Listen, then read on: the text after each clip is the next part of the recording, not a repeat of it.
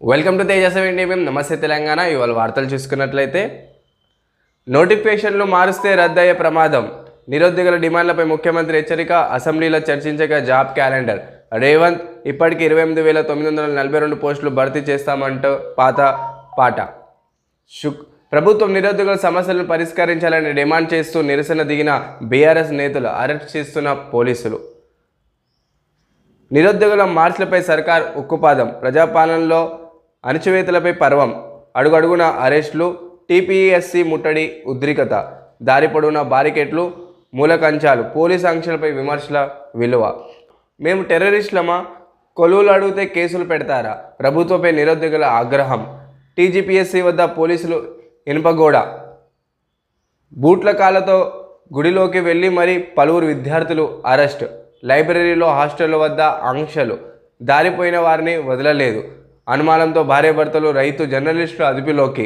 Metro స్టేషన్కి వెళ్లకుండా ప్రయాణికులను అడ్డుకున్న పోలీసులు. చంద్రబాబుకు స్వాగతం. హైదరాబాద్లో ఫ్లెక్సీలు, కటౌట్లతో టీడీపీ కార్యకర్త హడావిడి. నిబంధనలు విరుద్ధంగా ఏర్పాటు చేసిన పట్టని జీహెచ్ఎంసీ.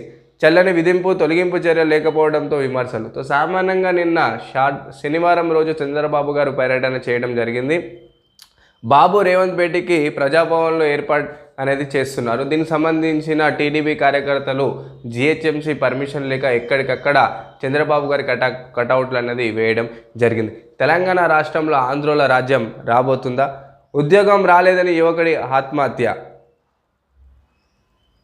ఎమ్మెల్యే బండ్ల కృష్ణకుమార్ రెడ్డిని ఎట్టి పరిస్థితుల్లో పార్టీలు చేర్చుకోవద్దని గాంధీభవన్ ఎదుట శుక్రవారం పెద్ద ఎత్తున ఆందోళనలు దిగిన గద్వాల్ నియోజకవర్గం కాంగ్రెస్ కార్యకర్తలు. అర్ధరాత్రి చీకటి కుట్రలు. కాంగ్రెస్లో చేరిన 6 బీఆర్ఎస్ ఎమ్మెల్సీ నాడు ఎమ్మెల్యే సంజయ్, నేడు ఎమ్మెల్సీ అదే తీరు. పార్టీ మారిన నేతల రాజీనామా, పెరుగుతున్న ఒత్తిడి.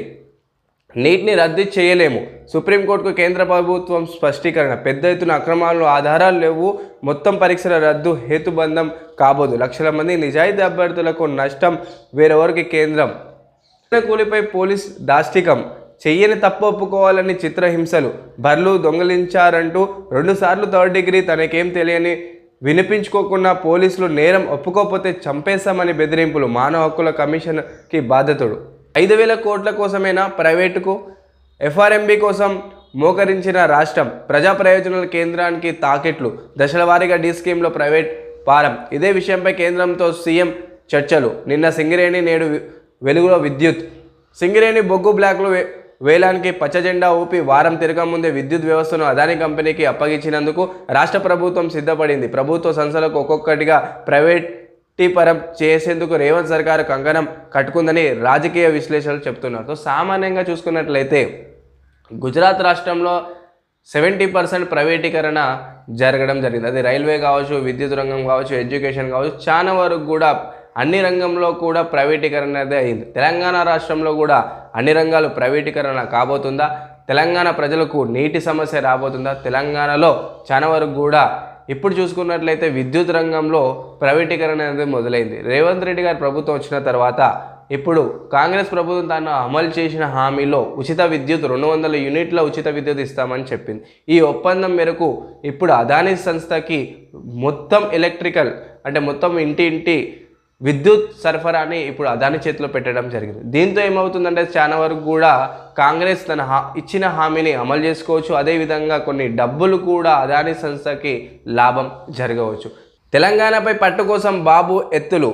తెలంగాణపై ఆధిపత్యం సాధిస్తే ఇక్కడి నుంచే వ్యాపారులకు ఏపీకి తరలించవచ్చు. తెలంగాణ సీఎం రేవంత్ రెడ్డి గుప్పెట్లో పెట్టుకొని ఆట ఆడిస్తూ పెట్టుబడులు ఏపీకి మళ్లించవచ్చని చంద్రబాబు ఆలోచన. హైదరాబాద్ సహా తెలంగాణలో భారీ నిర్మాణాలకు అనుమతి ఇవ్వకుండా సీఎం రేవంత్ రెడ్డిపై పరోక్షంగా ఒత్తిడి తీసుకువస్తే ఆటోమేటిక్గా వారు ఏపీ వైపు చూస్తారు. అంతేకాదు తెలంగాణ కంటే తమ రాష్ట్రంలో ఎక్కువ రాయితీ ఇస్తామని వరాల జల్లు కురిపిస్తే ఇక్కడి నుంచే కంపెనీలు ఏపీకి క్యూ కడతాయని చంద్రబాబు వ్యూహం. ఈ క్రమంలో విభజన చట్టంలో ఉన్న సమస్యలపై చర్చించుకుందామని తెలంగాణలో చంద్రబాబు వేసి చూస్తున్నారు. సామాన్యంగా చూసుకున్నట్లయితే ఉమ్మడి ఆంధ్రప్రదేశ్ తర్వాత విభజన చట్టం ప్రకారంగా ఆంధ్ర తెలంగాణ సపరేట్ అయింది.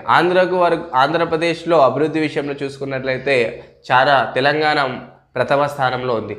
బికాస్ ఆఫ్ హైదరాబాద్ బ్యాక్ బోన్గా నిలిచి తెలంగాణ నిధుల విషయంలో పారిశ్రామిక విషయంలో కేసీఆర్ 10 సంవత్సరాల్లో భారీ అభివృద్ధి చేశారు. కానీ ఆంధ్ర చాలా వరకు కూడా నష్టపోయింది. ఇప్పుడు చంద్రబాబు వచ్చిన తర్వాత తెలంగాణకు అన్యాయం జరగబోతుందా? ఇక్కడ చూసుకున్నట్లయితే ఎన్డీఏ ప్రభుత్వం నిలబెడటానికి నితీష్ కుమార్, చంద్రబాబు నాయుడు చాలా వరకు కూడా ఆ ప్రభుత్వాన్ని నిలబెట్టిన ఇద్దరు నాయకులు తన రాష్ట్రానికి అభివృద్ధి విషయంలో నితీష్ కుమార్ గారు బీహార్ని ప్రత్యేక హోదా అనేది అడగడం జరిగింది. కానీ చంద్రబాబు గారు దాన్ని మౌనంగా ఉండడం జరిగింది. ఎందుకంటే తెలంగాణకు వచ్చే నిధుల్ని ఆంధ్రకు తరలిద్దామనే ఈ వ్యూహం.